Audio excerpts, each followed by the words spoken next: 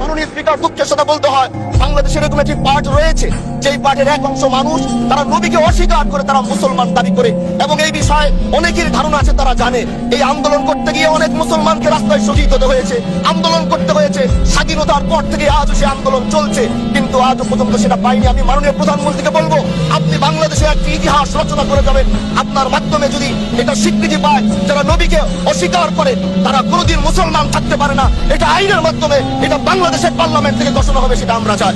মাননীয় স্পিকার, আরেকটি কথা, আপনি জানেন আমরা আমাদের নবীকে সবচেয়ে বেশি ভালোবাসি, যিনি আখিরি নবী, যাকে বলা হয়েছে ওয়া মা আরসালনাকা ইল্লা রাহমাতাল লিল আলামিন।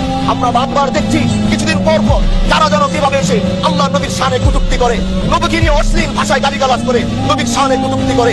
এই আন্দোলন, এই সংগ্রাম করতে গিয়ে আপনিও মাননীয় স্পিকার দেখেছেন রাস্তাঘাটে আন্দোলন করতে গিয়ে কত মানুষ মৃত্যুবরণ করেছে।